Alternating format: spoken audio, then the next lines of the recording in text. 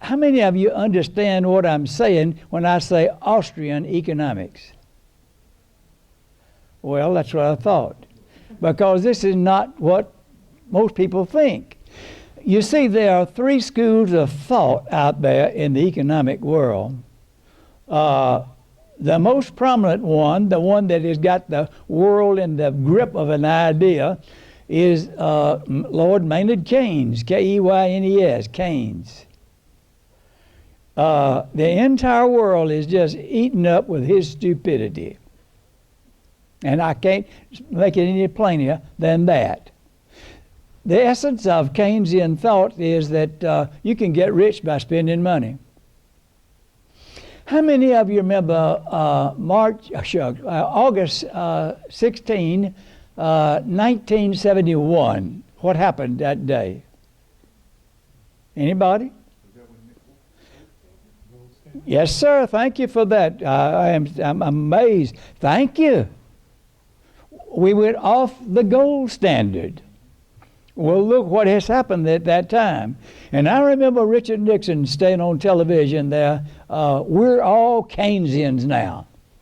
Now, Linda, if I'd had a brick, I'd have thrown it through the television. But all that done just broke my television.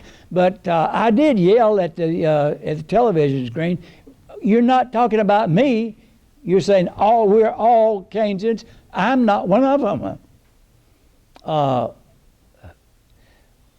His thought process that people have been so enamored with has put the world in the worst financial condition of all time.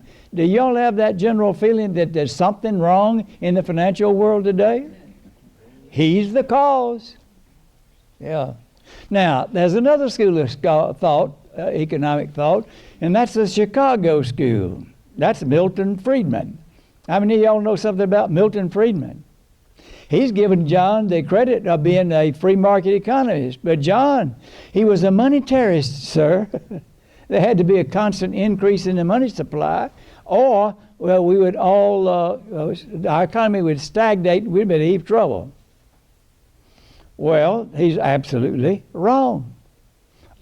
Only the Austrian school has got it right. Now, the Austrian school of thought started in Salamanca, Spain, 300 years ago.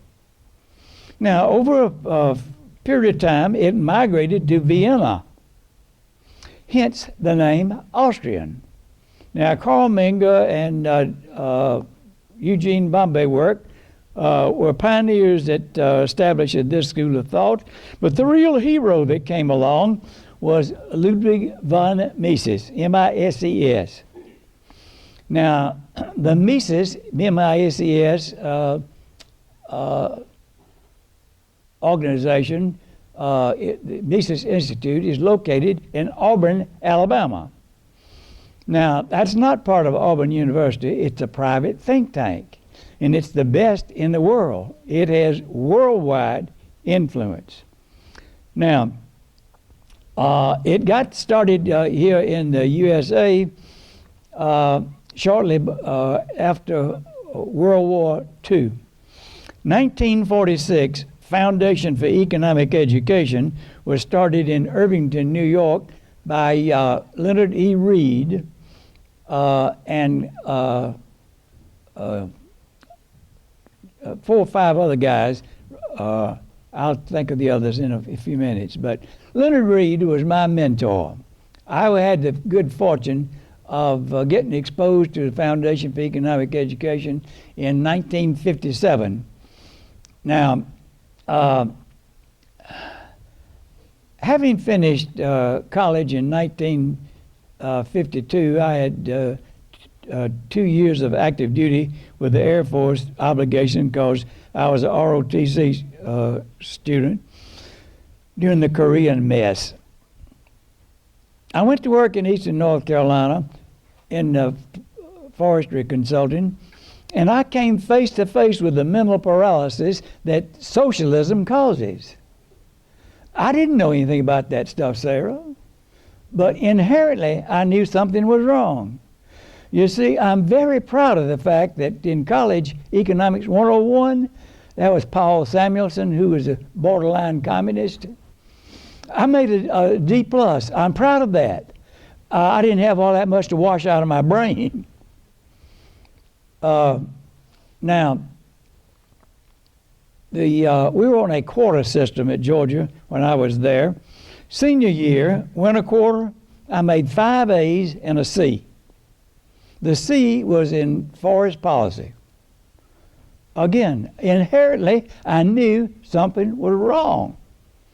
But when I go to work in forestry in eastern North Carolina, I come face to face with the mental paralysis that stupid idea causes in people's minds. I could not believe my eyes. Why would anybody behave that way?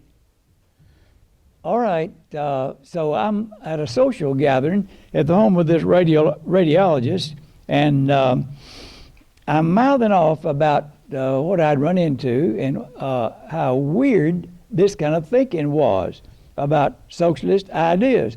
You got to understand that this is eastern North Carolina. Johnson County, North Carolina, is the second largest tobacco county in the world.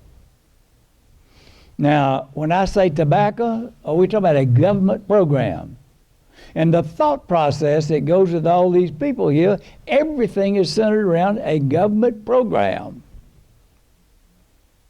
Well, so here I am mouthing off what I ran into. And the radiologist says, sound like you need to read this book.